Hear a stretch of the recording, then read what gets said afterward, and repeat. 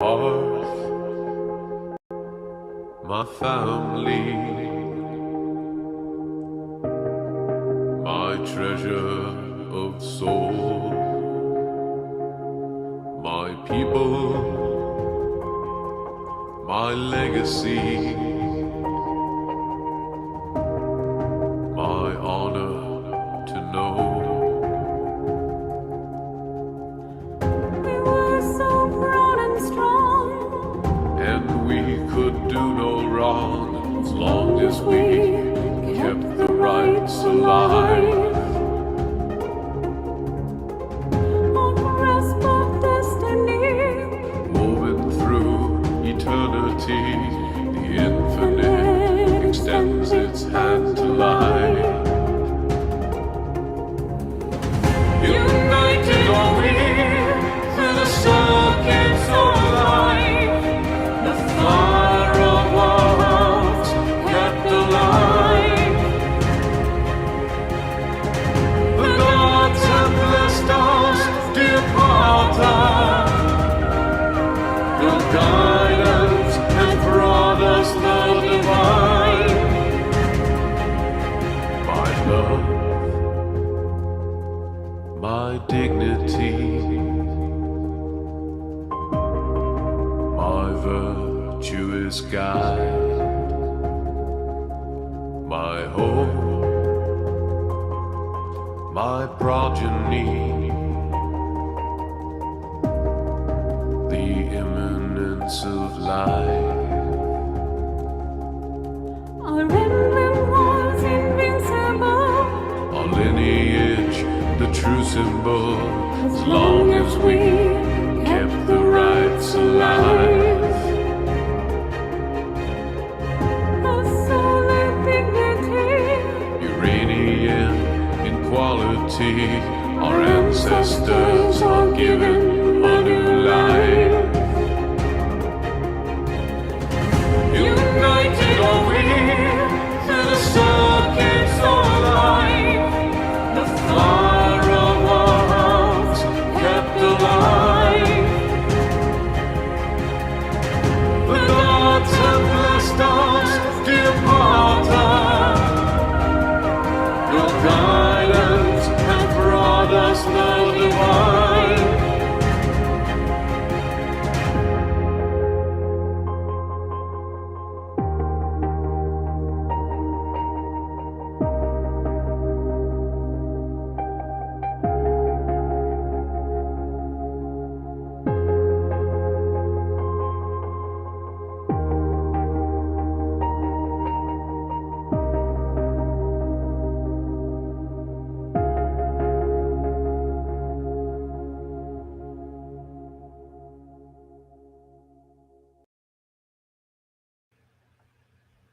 Hello and welcome everyone to the 56th official episode of Corner Club. I have a very special guest this evening, but before we do that, I would like to thank everyone for helping share the stream because that's the only way that I grow these days, as punished as I am by the algorithm here on YouTube, and that's why most of my content isn't even on YouTube anymore. I would like to thank the people who financially support the channel: Iron Roots, White Healing, The Alabastard, Bazak, Simon, JJ, and many others, including No White Guilt Clips as a supporter of me now.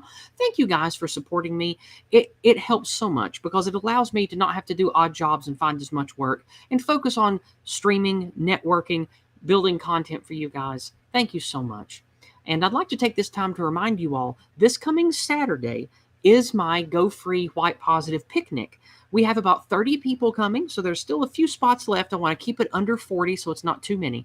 So if you're interested in coming to East Tennessee on Saturday, April 2nd to meet me, Jason Kuna, and many other people in the white well-being community and a few American patriots that I've met in the last couple of years, we're going to have just a nice family-friendly event. People are bringing their kids. We're going to have hot dogs and hamburgers and just spend all day Saturday at a beautiful park that overlooks a lake, just having a good old time. So if that sounds like something that you would be interested in coming to, it's at no cost to you. All you have to do is get yourself here and have a good time with us. That's one Saturday from this coming Saturday. So a week from this Saturday. let me know if you'd like to be a part of that. And with that being said, we're going to go ahead and move into the meat of the show today, which is to welcome my wonderful guest, Philos. Philos, thank you for being with me again. Now, for those of you that only listen on YouTube, shame on you, first of all. But you'll have known Philos from being on streams with me on Odyssey in the last month or so.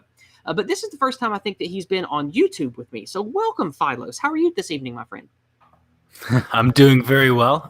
Shalom aleichem l'kulam.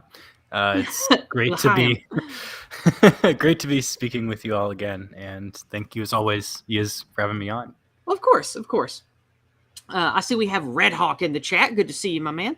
Red Hawk's here. That's for those of you who don't know, Red Hawk and Philos and I were all three at the Shieldings event in February. We got to meet each other. So Philos is here tonight because one of the things that I have noticed since noticing things is that there are American Jews that I come across who are keenly aware of the problems that I discover, and they notice the same things that I notice as well. And I know that everyone knows what I'm talking about when I say that. And Philos is a man who is Jewish and American, and he's going to speak for himself about who he is and where he's come from and everything. But the reason I wanted to have a long-form conversation with just the two of us is I have met more than just him who are Jewish Americans that not only, let's say, have some element of white identity to them, but also notice the problems of anti-whiteism and the sinister sting of the anti-Semitism that is used to beat us with. So Philos and I had, I would say, the first time we talked, we had like an hour and a half, 2 hour conversation at the Shieldings event, didn't we? We talked a long time. Oh, absolutely. And we really hit it off, and we had a lot of good things to say to one another. We like one another. And so I wanted him to come on my channel and talk about things from his viewpoint. And he has some unique things to share with us. And I would just like to have a long form conversation with him and just let him go and have a good old pill pull with him for a while. So we might even do this again on the same topic in the future. So Philos, why don't you take 5 or 10 minutes and let people know who you are, what led you to being a dissident, and why you're here talking to me today. Certainly. So I think it begins with the fact that I am Jewish by halacha, which means through the mother's lineage, which is how Judaism is passed on through the generations. If your mother's mother's mother is Jewish, but you have no idea about anything else, you can still be 100% considered Jewish by the law. And my father's side of things is 100% white. They immigrated to the United States in, I believe, 1709, and they've been German Lutherans that settled the country, that immigrated to kind of the Midwest area, and generally just fought in every war the United States has ever been in. So I definitely kind of consider myself of mixed background when it comes to that sort of metric. What led me politically to the place that I am in now is I was very much on the inside of things. I worked for a large tech company. I worked for a blue member of Congress. I've been very much inside the belly of the beast. And I've also lived for several years overseas in Israel, which is a ethno-nationalist authoritarian state, which had the same ruler in charge for 20 years. So, when you really assess that pragmatically, the state of Israel has written in its constitution the basic laws which mandate the Jewish component as official in the state, and Jewish citizens are legally prioritized over non-residents and even non-Jews to some extent when it comes to receiving social services. It's almost a theocracy with how intense it is and how the religious observation is observed there. So when you're a secular Jewish person, sounds pretty based. If you're in the in group, sounds pretty good. Yeah, it is pretty good. But the big thing that we'll be discussing tonight is kind of how that splits Jews. In general, there are two types of Jews as much as there are two types of any other kind of people, which there are people on the left and people on the right.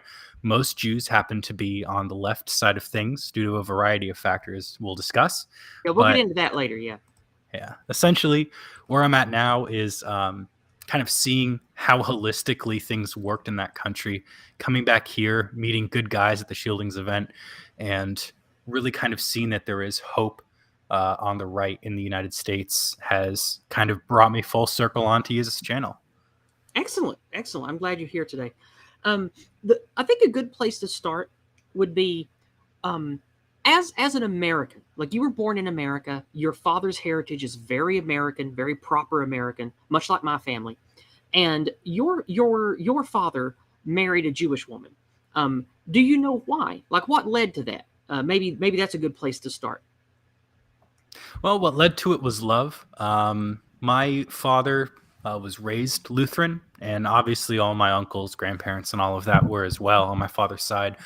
But my father was comfortable with my mother raising me in the Jewish faith, and never really objected much to it. I mean, I don't have much familiarity with Christianity, although it seems as though I'm very interested in kind of the ideas of the Gentiles, and I've been speaking with all kinds of different people on these religious matters because I think I'm kind of getting away from the question a little bit here. That's okay. But essentially, that you know, can for keep my the parents, answer shallow. It's just it's a stepping stone to get to what I want to talk to next.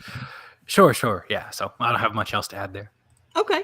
Well, you are an American that came from a loving family. Your mother's line hereditarily Jewish, your father's line hereditarily Anglo-Saxon, and you are an American. And the reason I chose the uber folk song I did to start us off is it's about love and us being connected. And I think that is the primary bone of contention that is among nationalists of many stripes, white identitarians, and people who are Jewish, because there is a loud, evil Jewish element that is of the nationalism for me and not for thee, as well as pushing the whole anti-white narrative stuff. This is the evil, heartless leftist kind, the non-religious kind, that going all the way back to the 1800s. These people are, in my opinion, some of the most evil people on earth. And it's not because they are Jewish, they just happen to be Jewish. These people that want to just pathologize and break down and strip value and meaning away from everything for whatever evil purpose that they harbor inside. It just seems like there is a negative, evil element behind all of the anti-white rhetoric and the mind poison that's been destroying the West for the last 100+ years. And when you go looking into who these people were, it is very obvious that they share one particular trait that is very, let's just say, financially painful if you point that out. So that being the case as it stands, I named this stream Making Peace because I feel like there are many Jewish people who maybe have sympathies with or even feel like they are racially and ethnically European first before being Jewish. There was a Jewish man in my high school who was like that. I met several Jews at college who were like that. I don't know if you're like that or not, but it doesn't matter if you're like that or not. I wanted you here today to speak on identity, ethnicity, religion, and how it affects you personally, and where you think we can go forward. And I don't want to just have an endless pill pull of, are Jews really white? Like, I hate that discussion. That's a dead discussion. But we can touch on the nuance of that later if you want. But I want to hear from you personally what you feel and see, since you've been to Israel and you're part of America as well. Speak for me for a while, if you will, about what I just said and how you feel and how you see things going forward with Jewish people and non-Jewish people in white countries. Certainly. So I think, I know I said a lot there, but I'm trying to get to the core of something that's very difficult to talk about. So help me get there. Sure. Well, I think the big thing we have to start with is family. There are a lot more Jews around now that are half white genetically than were around 50 years ago. Primarily, this has to do with an increasing rate in Judaism of intermarriage, which has two factors. Number one is that they aren't as invested in their Jewish identity. But number two is that they are generally, genetically from a European background, which definitely, I think, kind of influences their worldview. Part of that also comes from the fact that the intermarriage that's going on tends to, well, I'll give you an example. There was a study done by the Pew Research Center in the mid-2010s that analyzed 1,000 Jews. 100 Jews, and they took 100 Jews that were religious and 100 Jews that were secular, both of them 4 generations ago. And what they found is that the more religious Jews over 4 generations would have 1,000 kids, right? Just over time, they would be far above a replacement rate genetically. Okay. And what they found for the secular atheist Jews is that after 4 generations, there would only be 4 children. So which is pretty wild when you think about it, right? 100 people starting out with, 4 generations later, you're down to 4. So there is this big shift in the demographics of When Judaism. you look at the birth rates in America, that's further proof that America's a Jewish country. I'm just teasing. Go ahead. A lot of it is that the more religious Jews are just having more children by a factor of something like 4 to 1 than the secular Jews. Which, I mean, you can also think of it from an economic vantage where a secular Jew is going to have a lot more resources to throw in for the education and material intergenerational wealth transfer. It's a very high on the value status of like parent to child relationship in Judaism. Most Jewish families, they have their children open a credit card at age 18. They work very, very hard to send them to private school. They work very hard to reward, the classic Jewish doctor lawyer trope is not some mere like myth that's constructed. It's because it's this very material and aspirational thing among Jewish families. So you have kind of this twofold trend going on. The first is that Jews are rising to more prominent positions of status within kind of the United States and have been doing so for over 100 years. And the second is that the more religious Jews are tending to move to Israel and split away from the Jews that still remain in the diaspora. The line of thinking is that, if you stay in Western culture, you're basically going to be assimilated by the power structure, cathedral, neoliberalism, however you want, Marxism, however you want to identify it. And that has kind of 2 problems for the Jews that stay. Genetically, Jews are predisposed to be high in the trait of neuroticism and very prone to kind of be a critic of something, or to think very critically about something, or to look at an institution and think about ways they can change it. This can be very useful if you're teaching a college class, but when you have a lot of these more secular and atheistic Jews, when they rise to positions of prominence within an institution, they start really seeing power as a methodology rather than an end. So this leads to a lot of the toxicity that kind of damages our sphere of things and also kind of contributes to the reputation of Jews being. Are you talking specifically about the long march through the institution types? That's who you're talking about. That's correct, right? Okay. So they Go ahead. Sorry. Oh, yeah, basically just looping it all together. Basically, Jews that are raised in this Western materialist condition that aren't raised too strongly in the faith tend to naturally gravitate towards doing the long march through the institutions. So, when it comes to the SPLC and the forming of the ADL and all of that back in the 60s or 70s, I forget. This type of behavior, it is tacitly supported by all Jews, even though it is probably initiated and formed by the ones that of the secular diaspora types that are more, let's say, soulless will to power types. Like that's the origin of the ADL, those Jews in America, because I thought that the Jews that formed that actually came from Europe post World War II. So they did come from Europe post World War II. A lot of them. My family came to the United States a lot earlier in the 1880s or so. So there's a lot more of a assimilationist bend to them. Okay. I think, how do I kind of put this? Like the ADL and the SPLC and the ACLU are organizations that Jews were very keen on and kind of slated towards getting their hands on, in the sense that most Jews were already lawyers. Most Jews wanted to gain political power.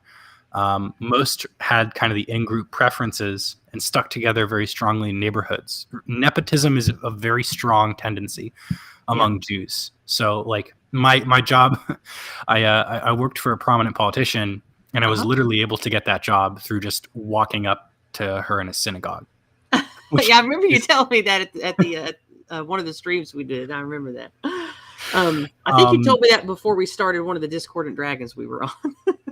Exactly. And so the second element is also that many Jews have no problems with the hypocrisy or the contradictions in their positions. Right? They're totally fine advocating for an ethno state in Israel, while at the same time just not really seeing the benefit of such Yeah. things being provided to people that have lived in the United States for generations. So, one of the things that concerns me about the power that certain people, well, I'm trying to speak kindly, but I'm just going to speak bluntly then. The anti-white narrative seems to be heavily enforced by rich and powerful Jewish people in media, education, and that control these institutions like the APL, the ADL, SPLC, etc., and the ones that are embedded in the government that we don't vote for, like cabinet appointees, lobbyists, those type of people that work between corporations and governments. And I see this as a real problem because I don't think for a second that most Jews want to be evil or anti-white. I don't think that, because I don't ascribe evil to any one group of people just because how they were born or how they were raised. But there is a problem, especially in America, since it's so Jewish dominated and operated, that I worry that there's going to be very soon no quarter between the thousands of American Jews that I would rather have as friend than enemy. And I feel like that it is sort of a problem that Jews need to handle in-house is what I'm getting at here. Like these organizations, the constant anti-Semitism blame game and getting beat with the anti-Semitism stick.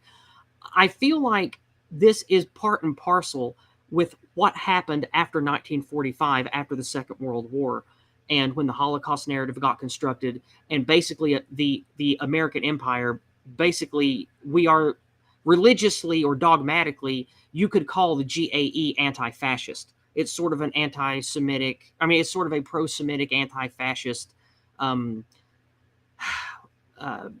framing that has sort of led us to where we are now.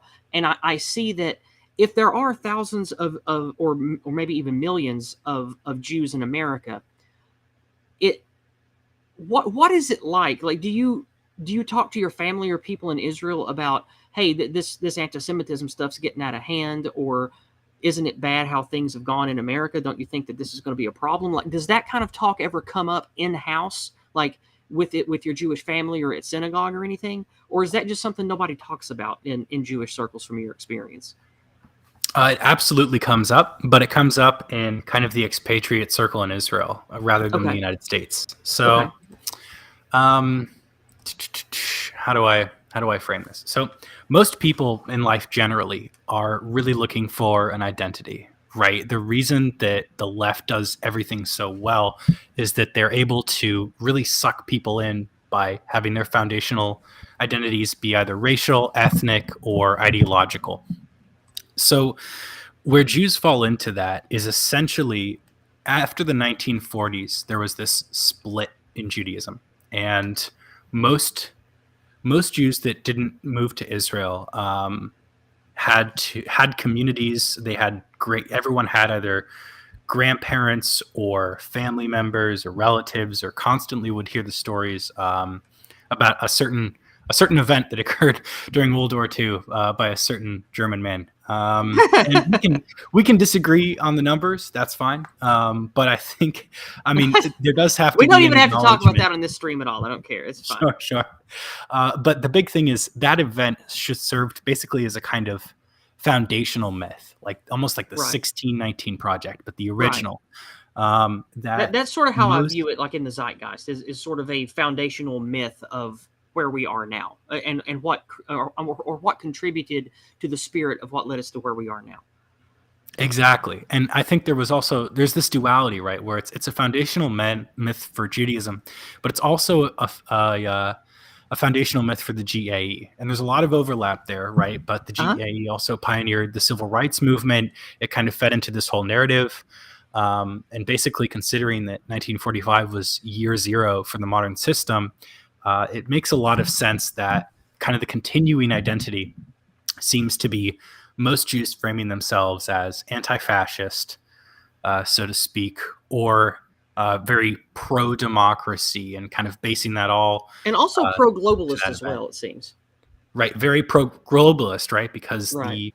the very there's not this reconciliation that the borders that set Jews apart from Gentiles is of a similar nature to the ones that set every ethnic group apart from each other. Right? There's this weird thing where sometimes Judaism is a race, sometimes it's an ethnicity, sometimes it's just a religion, and there's a lot of flexibility. And what's fascinating, though, is that kind of how that comes into play. Where, to get back to your original question, when I was living in Israel, I knew a bunch of, they're called Chayalim Bodadim, which is lone soldiers.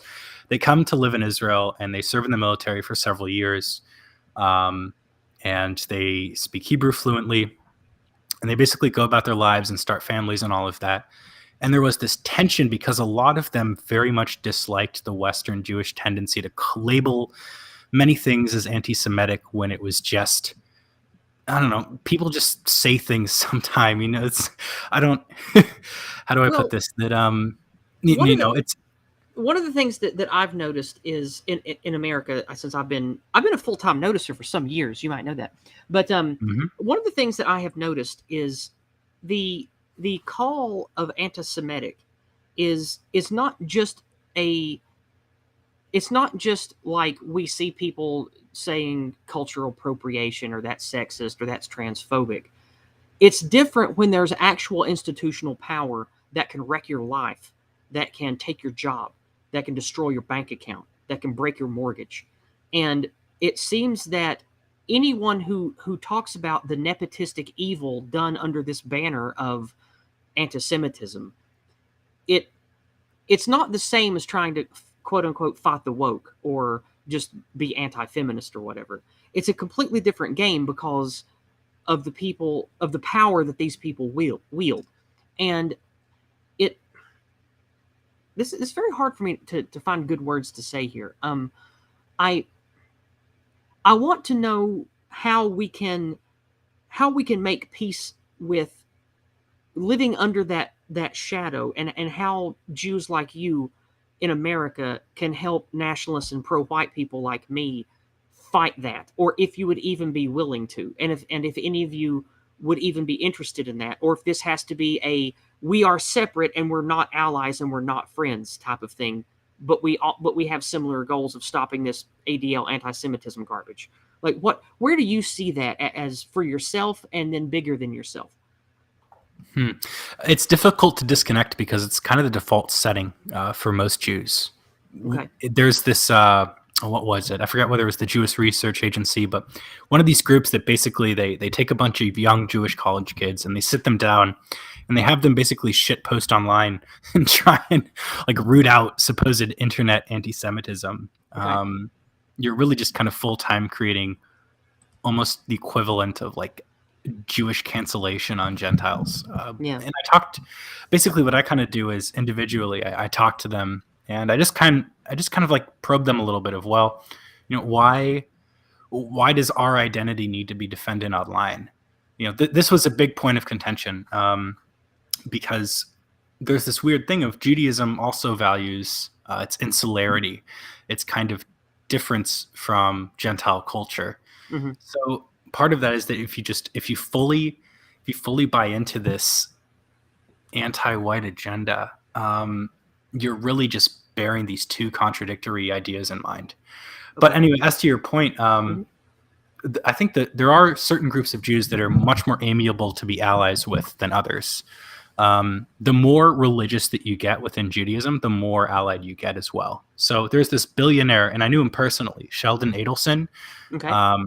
He was a casino magnate, and then where I was living at the time in Israel, he would just do crazy philanthropy stuff for the Jewish state. And there was also Mark Rich, right, who was Bill Clinton's disgraced cabinet official, if I recall correctly. So all of these people would be kind of very subtly and very covertly right wing, and they would put a lot of money around where you wouldn't expect it. The problem is that a lot of these generations are older, right? So some funding for PragerU and all these other right wing efforts, they're being done by guys that are in their like 60s and 70s and up. So there is a big cultural rift there. The tricky part comes into, I mean, I think the best group that would get on board with what you're trying to do is mostly young guys under the age of 40 that are either like half or a quarter white, as well as being Jewish.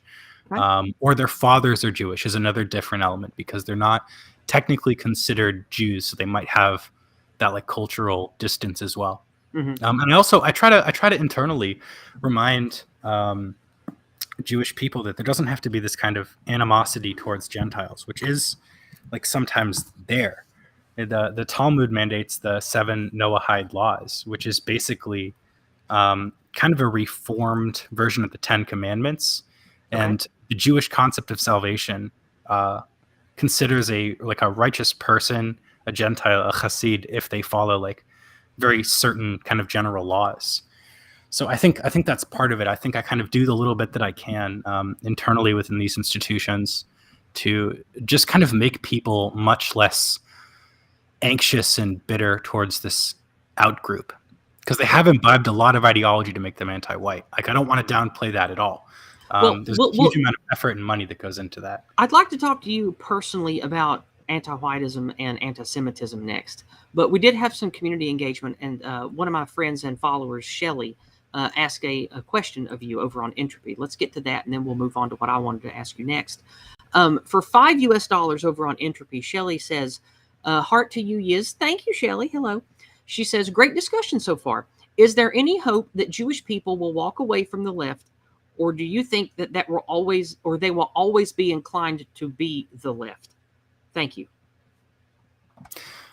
I think, frankly, I know it might be a little demoralizing. I think the default state is to always be on the left. But I think, however, there is kind of a tide change that's slowly coming, because a lot of the anti-white stuff tends to also be very pro-Palestinian. And I'm not really taking a stance on that streamed for that, for the purposes of let's leave that alone since we're on YouTube. Let's not talk about that. Exactly. But there is also a growing rift where previously, between about the 70s and the 2000s, to be a Democrat meant that you had to be pro-Israel. But that's not really the case anymore, right? There's a lot more divergence among the progressive types. Well, especially since the Social Democrats and the Democratic Socialist types have, well, for all intents and purposes, have completely conquered the Democratic Party. They're extremely anti-Israel and pro-Palestine. Yeah, absolutely. It's becoming this big issue where it's like, who are we doing the anti-white propaganda for? If it's not, if it's not for our own kind of progressive ideals or something, right? Isaac, we might have goofed. Oy vey. I don't see any other community engagement. Let me check PayPal, or no, I mean Cash App real quick. I just checked PayPal. Okay, let's move to what I wanted to ask you next, which is about anti-whiteism and anti-Semitism. You are I would call you a white person, because I, unlike the National Socialist camp and some racial purists, I have a much wider circle of who is part of European descent and who are quote unquote white folks or whatever. Like I view Slavs and Italians as in the white cluster. Some people don't. I know that there have been a lot of Jews that have claimed that they are not part of the white race. They're their own thing. But as someone who lives in a white country and looks like a white guy, you got white family. When you see all the anti-white crap in politics, on TV and video games, wherever you look, you hear it coming out of professors' mouths. Does that sting you and hurt you personally? Or do you not identify enough with what that general racial identity is because you have been given a strong racial/ethnic identity from childhood via your mother? Well, it stings because I see how it plays out, and it does impact my family. You know, on my father's side, I have some kind of classic normie Lutheran type cousins and all that. And between that and my brother, there's all these things that go on at these institutions where I see them just shat upon by like kind of the power structures. One of my cousins, she was asked to sign this DEI pledge for her job, and they fired her because she wouldn't do it. I have a family member who's very invested in the military in a sense, and his unit just totally protested that like stand down for racism day they did last year. And there's a lot going on, so I see the impact of it, right? And then I see the duality of the other side, and it really makes me angry.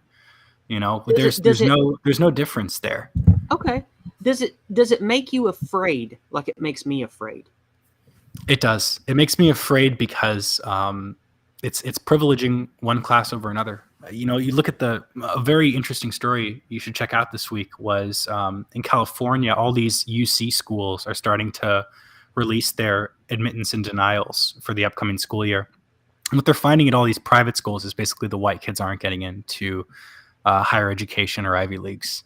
That you've created this situation where if you refuse to allow test scores, you can basically just overtly do away with it, which is tragedy because for 50 years, the Supreme Court said, you know, they were against affirmative action in a lot of different ways in the California system because it was just anti-white. Yeah. And despite all of that precedent, it's also become notably anti-Asian too in Ivy League schools. Oh, certainly. Yeah. It's this whole thing. It's just kind of privileging certain races against another, and it just does nothing but sow discord and tension, which I think is the ultimate end goal. Frankly, well, I can't say there's a prioritization of one race over another without that, right? Well, let me ask you something that's again personal, and if you don't want to answer fully, I understand. But when you see what's happening, and I know you're a young man, when you see the anti-white stuff, even if let's say scientifically, you could take a DNA test and by whatever metric was accepted by society, it would say you are not part of the European race, right? Let's say that is the case. And I'm not a scientist, and I know that people argue in infinity about this topic. But even if that was the case, and you could have your "I'm not white" walking papers on your phone, are you still afraid because of the anti-white animus and the animosity and the non-Jewish and non-white peoples that are flooding our country? Does that not scare you? Because it scares me. And I wonder if it scares you likewise, because I don't think that the people that are radicalized or grow up to hate old whitey, I don't think that they would be able to look at you and automatically know that you've got your get out of jail free card to not get a brick thrown through your window. You know what I'm saying? Oh, absolutely. I mean, I've actually done a couple experiments on this. Like, okay. There was one time I was in New York, and I just decided for the hell of it, I was going to do the full Haredi outfit. I was going to do the whole thing, the hat, the coat, all black and all that, walking around the city with the kippah on and everything. And the most actual dislike I got was from African Americans and Muslims. Just most assuredly, they would kind of say stuff. You don't say. A lot of aggression. And I don't think anybody in my audience would be surprised to hear you say that. But then on the other side of the coin, I've been out and about with people, and they have like a very weird reaction. Like I'm in a very blue area, and people will kind of make kind of jokes. Oh, you know, you're a white guy. You're a straight white guy, and then it's kind of casually snipe back. Well, I'm actually Jewish and lived in Israel and all that.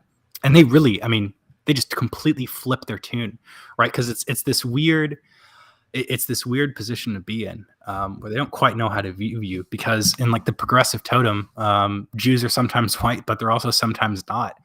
Yeah, and Schrodinger's European.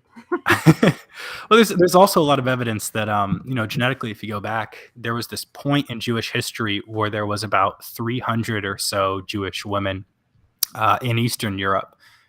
like, I don't know, 20 generations ago. And from that, You're that talking there's about been, the origin of the Ashkenazi, right? That's what you're talking yeah, the about? origin of the Ashkenazi. Yeah. Like genetically, it's obvious that the Ashkenazi at some point in Europe were just regular European people that converted or intermarried with Jews. I don't believe for a second that I have like this huge holistic genetic tie back to any Semitic area.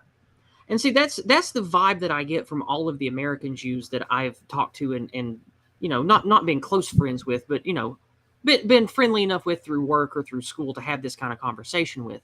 And it's strange to me that Ashkenazi Jews would not want to identify as white for reasons other than just wanting to try to skirt the anti-white narrative. Like I totally get that. That's a survival mechanism.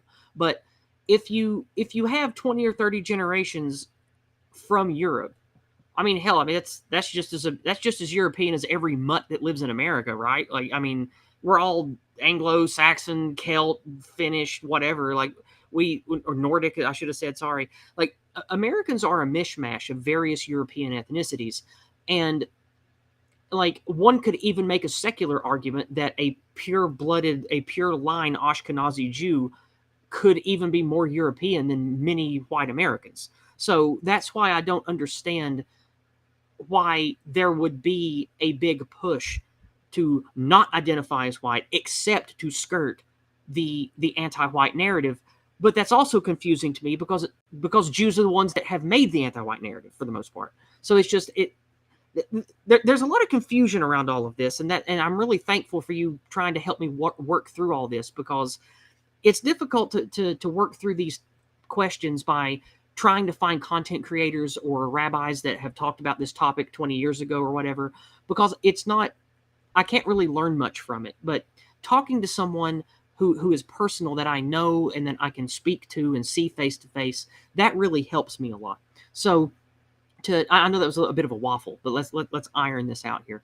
Do you think that when it comes to the anti-white narrative, do you think that there are going to be, or already are, many American Jews who have some measure of white identity and will want to pick up the torch and fight that alongside people like me?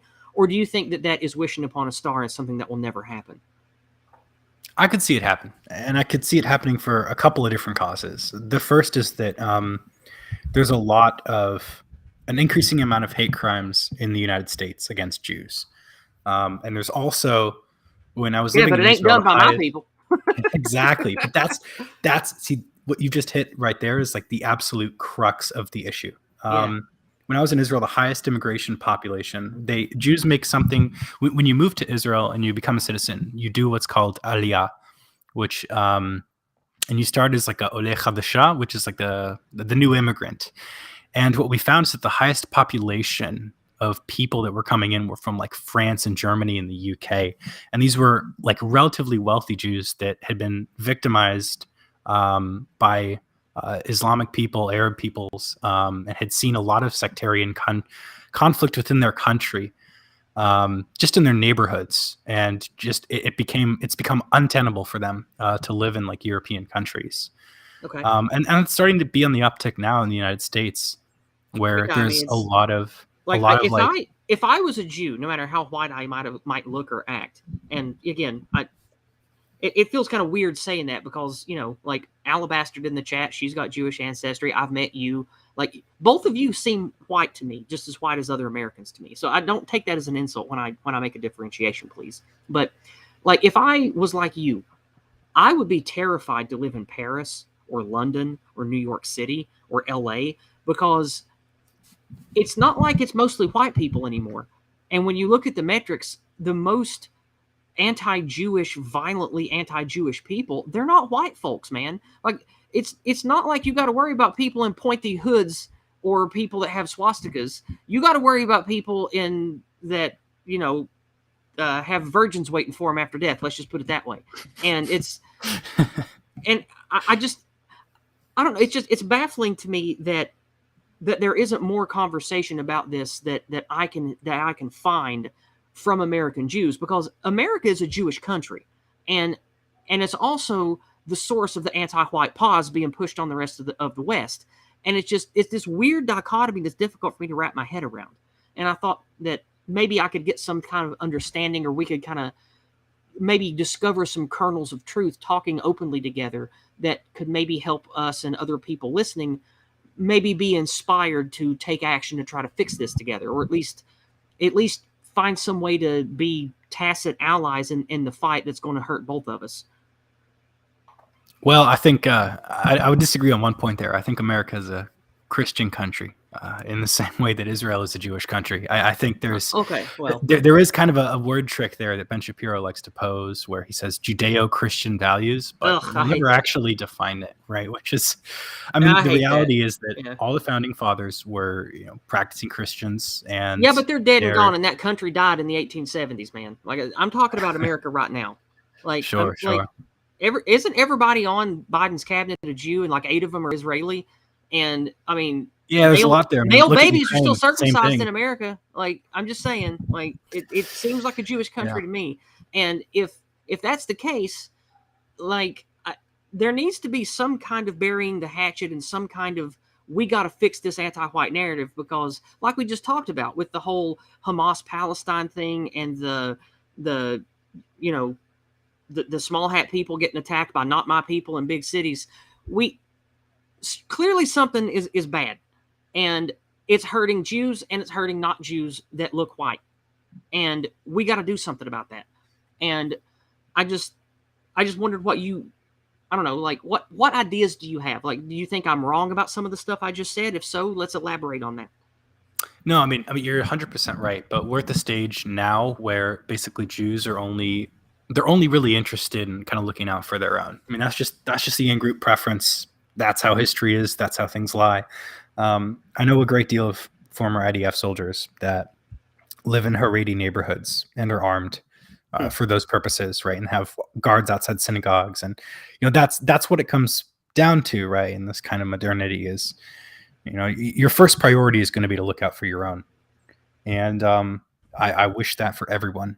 I'm not saying that it's just like a throwaway line. Like, it genuinely blows my mind talking to people, whether talking to like some regular white person or talking to a Jewish person, just kind of on the one side, how there is like a huge in-group preference for the other. And then on, the other side of the coin, it's like just basically just the opposite, right? Totally demoralized, secularized, without any kind of like recognition of that, which is a shame, because I think it's a wonderful and beautiful thing. Like my father's side of the family, like German, Lutheran, Anglo-Saxon, all that, all the way back. But they're not even allowed to really research the genealogy. They're not allowed to like be kind of happy or have pride in kind of the background at all, which is a shame.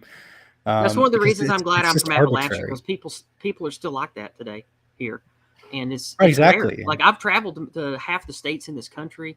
I've lived in 6 of them. I've been to other white countries, and I've never been to somewhere that's a white country that had as much natural ethnic cohesion and general nationalistic comfort and pride as being part of Appalachia. Because people around here, they love their kin, they love their family, they love their tradition, and people are not ashamed. Like, a lot of people around here, they're not broken by the anti-white narrative, and I worry that it's coming for them, because I see it creeping in.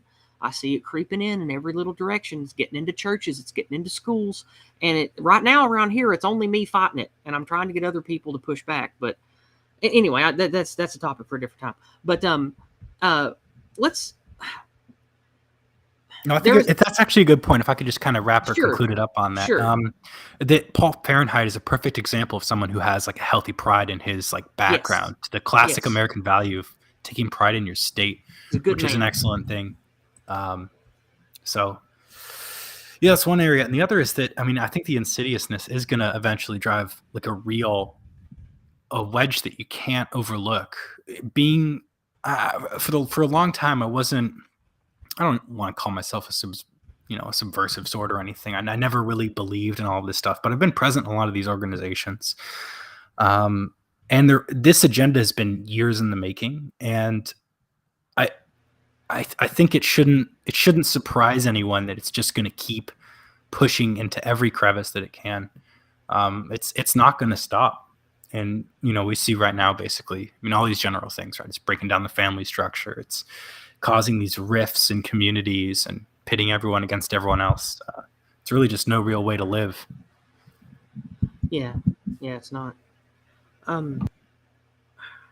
There's another thing I want to talk about before we kind of missed it earlier. I wanted to ask you personally about anti-whiteism and anti-Semitism. When you have gone to school and you've gotten jobs and you've lived your life in America, have you ever felt like you were hurt or lost a position, or didn't get something that you should have got on merit, or were denied a good or a service because of anti-Semitism? And then the same question, but anti-whiteism. I mean, frankly, I don't think my Judaism has been anything except a benefit.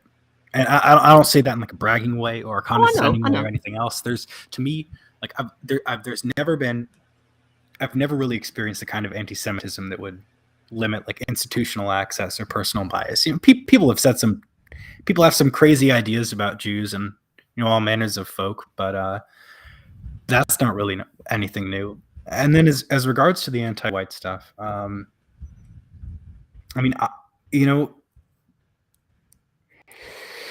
I went to school when I was applying to colleges. I applied to a couple in the U.S. and I just noticed every time that certain people of a white background would have to pay full freight, no matter what their socioeconomic status was. Yeah. And so that's kind of the most material difference that I've seen. So I think, part of the left's strength is perpetuating an illusion over reality. And I think we're definitely dealing with that. Like, this anti-Semitism bugbear that you keep reading about and seeing about, and it's constantly pushed. And, they have to put some like 100-year-old person on trial in Germany for being involved in, the Second World War. I think that's just absolutely insane. And whereas, it's like creating this fiction to maintain this ideological narrative. But the anti-white stuff, man, that's the opposite. That stuff is very real. I mean, you can read about it in the news, on Twitter, everywhere, all the time. Yeah. So I couldn't agree with you more. So last question then. When it comes to your life and how you see yourself here in America, see yourself in the West, broadly speaking, do you feel more personally and spiritually aligned with Israel or with America? Or do you see them as the same entity like some Jews did? Well, they're absolutely not the same entity. That's white erasure. Yeah, I agree, because they're the same thing tends to come from the shit lib Twitter type of Jew, and not anyone that I would respect. I think that America is the let's call them the globalist anti-fascist type of anti-white type of Jew, where Israel seems to be more of the nationalist, ethnocentric, religious type. And I don't think that those two types get along or are the same vein of person. So do you personally feel more, do you identify more as an American or as an Israeli Jew? Like where do you, like what do you feel when you look in the mirror or you think about yourself? Like, who are you? Like, are you an American or are you Jewish and Israeli first? I think frankly, and I'm not trying to trap you. Like, this is just an open-ended question to try to, like, this is not a trap or anything. I'm not going somewhere with this. No, so I look at my own background. My mother's Jewish side of the family came here, tried to make a crack at things, became successful because of the United States and the society that existed here. My father's family has fought in every war since the Revolutionary War, including it. And I lived in Israel and I had the chance to join the military there. I had the chance to start a life there, and I chose not to. Right. So, I consider myself kind of the opposite of what you see. I consider myself a Jewish American Okay. before I would ever call myself an American Jew, if that makes Okay. sense. All right. Okay. Well, final question then. When it comes to your father's family and how your family interacts, do any members of your family consider themselves white and the other members of the family tell them they're not? And is there ever any family squabbles or discussions around that? Because that's something I'm completely oblivious to and don't know if that ever happens. What's interesting is that there isn't much interaction, but it doesn't really have anything to do with the religion differences or the ethnic differences. It's totally political. Like everyone on my father's side is right wing, and Okay. everyone on my mother's side is left wing. Like totally God. homogeneously. So there's a lot going on there. But that's kind of the interesting part. Like for the Jewish side of my family, the Judaism and the leftism is very closely intertwined, right? Okay. But whereas on my father's side, the kind of just normie con, even a couple of them are QAnon types. It had at no point has like an interaction with their like ethnic identity. So your which is right pretty wing family, they're fascinating. more just the loyal patriot war dog type, not the dissident type. 100%. Okay. I mean, they are like very rapidly in their personal lives coming face to face, with a lot of these aspects that they're. Okay. Yeah. I mean, that a lot of kind of people in talk my about on your family have channel. come to that in the last few years too, especially after the scamdemic. Yeah, I agree. Which is wild because they can't just let you be. I mean, that's the part that really blows my mind, right? It's like you can only have the ability to control the narrative and stuff so long as it's like somewhat subtle. That reminds me. You say that they have to meddle. That reminds me of something I said on Sniper's stream. I don't know if you know Sergeant Sniper or Sniper's Nest, but I said something that really got his goat one day. I think this might have been last year or early this year. This topic came up, and I said, I could really like the Jews if they would just fucking stop. and he almost choked on his drink. I mean, I wish we would. Like, I wish we would stop getting, stop having all these just stupid things where we try to get as much foreign aid money to Israel from the U.S. as humanly possible, right? There's a great book. You should all read it called The Israel Lobby, written by Stephen Mearsheimer. And it's just all about, in the mid-2000s during the Bush administration, just all the aid that was being sent. And it repulses me. It's like, if I want to go live in Israel, and be a Jewish person there, this idea that like somehow this like totally separate country on the other side of the world owes, money just for my existence because they're the greatest at, like, I don't want to say any YouTube words here, but Sure. it really just irritates me because there's this, it's just the hypocrisy of it all. Yeah. Right? You can't square that circle, right? You can't support the American people while giving billions and billions of dollars to Israel. You can't do it. Yeah. And for some reason, I don't know, this is a big issue I have with the religion, is like there's no pushback against that. They're just, okay, well, we benefit from it, so like screw it. We're just going to do it. And that's I think that's why that's the biggest bone of contention with Jewish people in America is like let's use a Muslim thing that's going on in the UK. Like for decades they had the grooming gang problem, right? Well, there were a lot of Muslims who lived there, and they just wouldn't address it. They wouldn't talk about it, even though it was blatantly a Muslim problem, right? And when you look at a lot of the anti-white policies and the disenfranchising policies and globalist crap that's happened to America in the last, same period of time, that's kind of a Jewish, in-house problem, right? And I think that so many Americans see that, and they don't hear anything coming from any Jewish group or loud Jewish voice other than beating them with the anti-Semite stick, while at the same time, they're, got to give money to Israel, got to give weapons to Israel. Israel has to be a sovereign nation. Israel has to come first. The Jewish people of Israel deserve to have a country. And this comes from the mouths sometimes of the exact same people that tell the white people in America they should have open borders, they should welcome the immigrant, and they are racist, evil anti-Semites for caring about their people first. So it's like there's no way to square that circle. And I think that a lot of people are starting to notice that. And I think that good people of our country, both Jewish and not Jewish, are going to suffer because of that. And that's what I want to stop. That's what led me to going free, the Go Free method. That's why I believe in the framework of language, because all this crap that was done to us, Philos, it wasn't done with bombs and tanks and nukes. It was done with words and ideas. And that's why I think that that's the battle that we have to fight, is with words and ideas. And that's why I say all the time, if I just point the finger and name the J and blame another group, then I'm just doing the same thing that the anti-whites are doing to me. And so the nature of this stream is to have a serious, open heart and hopeful conversation with an American Jewish person such as yourself, because I want positivity for all Americans and everybody of any kind of relation or genetics of European descent, whether you be Jewish or not. I want us to have a good future. And I don't hate Jews. I don't hate Israel. I wish them the best. I just want them to wish non-Jews the best as well.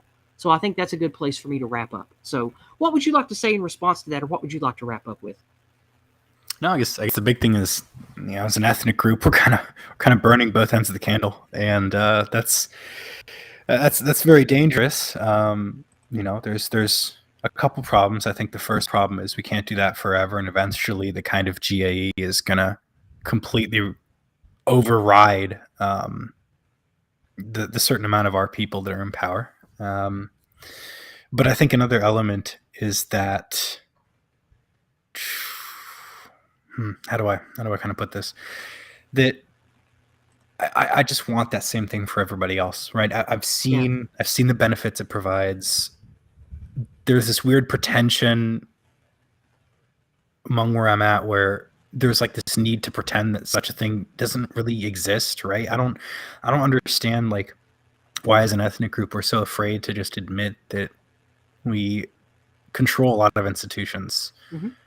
And it doesn't make much sense to me, right? And there is even like overtly a certain amount of pride in being very high up at the ACLU or the SPLC, right, or having all these activist positions of power, right? But it's like so many of these people that I've seen, I've met them personally. I've been a part of these areas and institutions. Like it's just power. It's just a methodology. They don't even really think about the ends they're trying to achieve. They're just endlessly pushing it, and they're raising kids that might be nominally Jewish, but usually like just aren't, or they have like, just one kid over multiple generations, and that's just kind of dies out. And it's frustrating. And it's frustrating because I see like, my father's side of the family go through so much crap in their everyday lives. Like they ran for local office.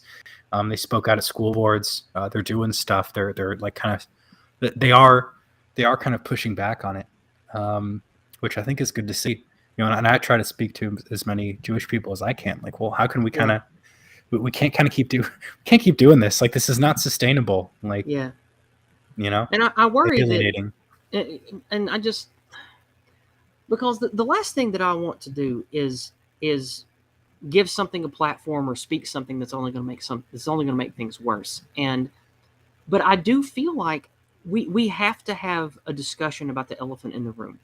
And one of the things that is going to come to a head with this whole anti-white agenda stuff, with as inflamed as it has gotten in the last few years, is there's, like with the Whoopi Goldberg thing, right? Like, oh, it was just white people killing white people shit, right?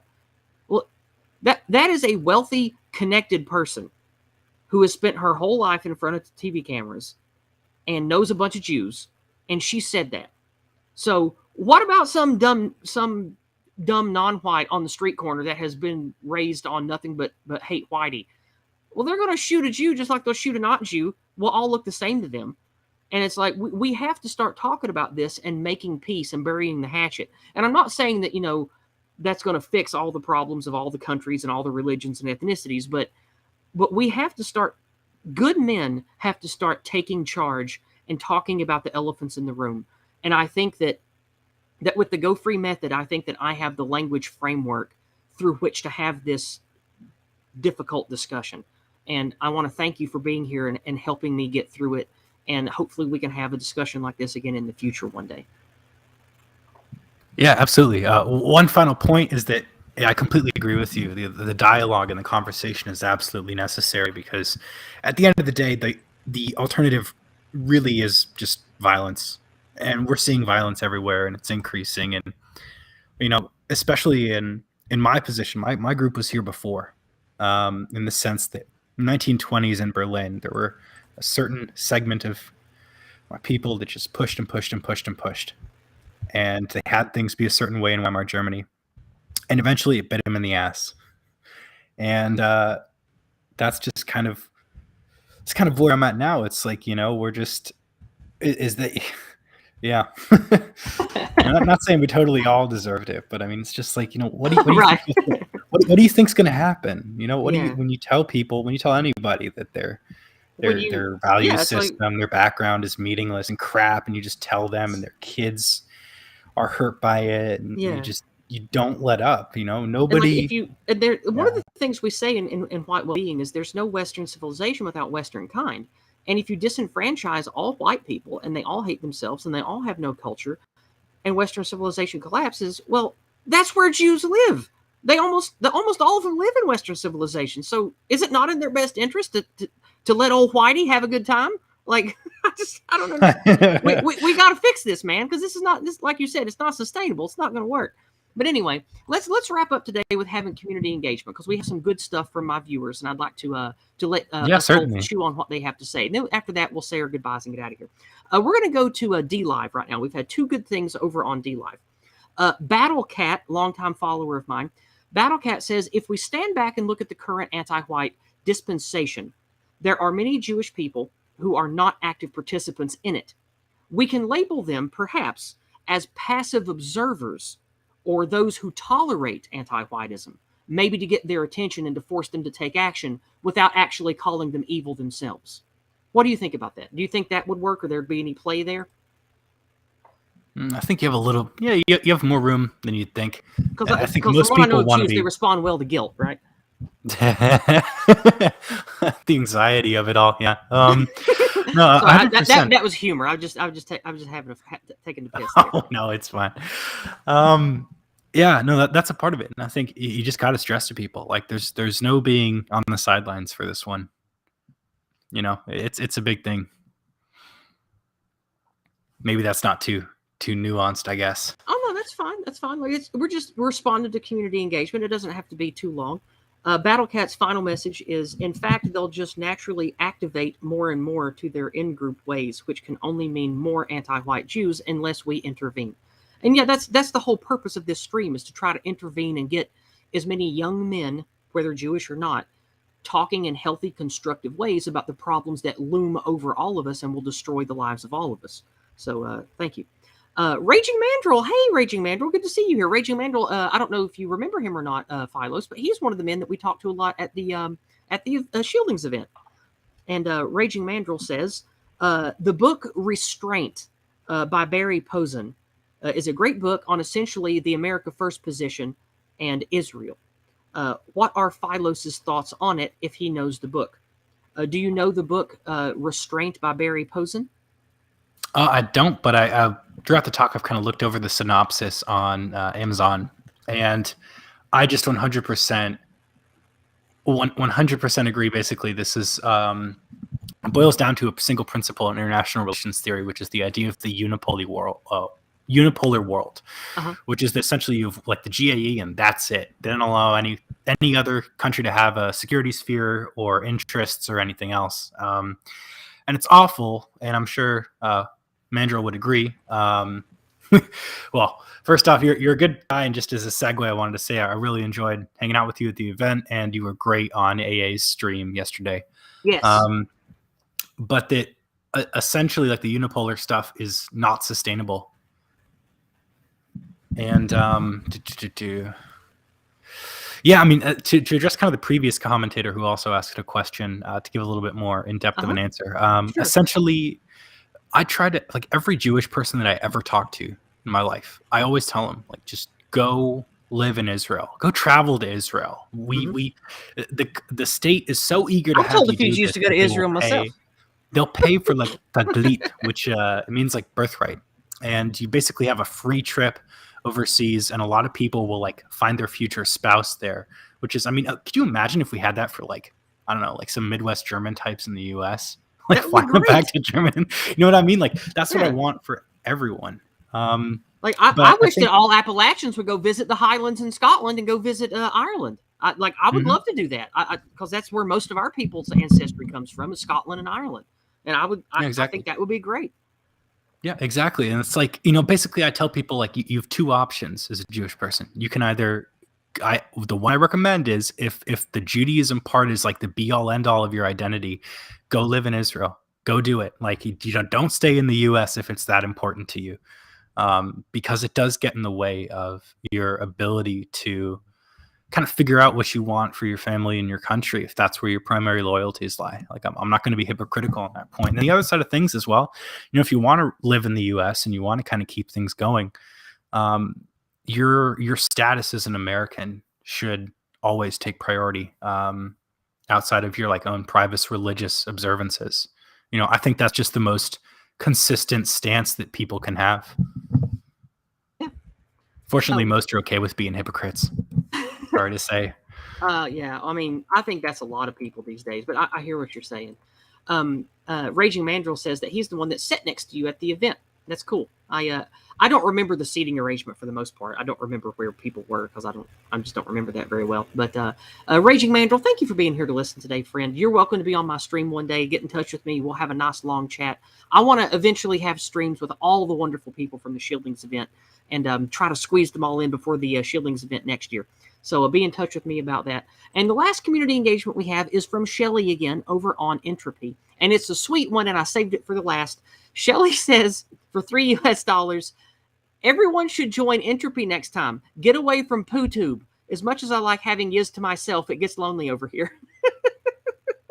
And she sent a little white heart emoji. Yeah, I try to get everybody to use Entropy. Entropy is wonderful. And it's just...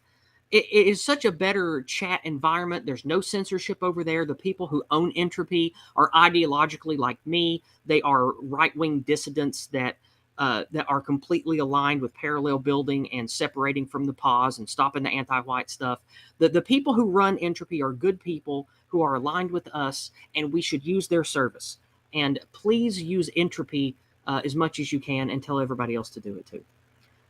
And also, I remind everyone listening in YouTube, shame William Runner. He's a fucking retard, midwit, shitlib.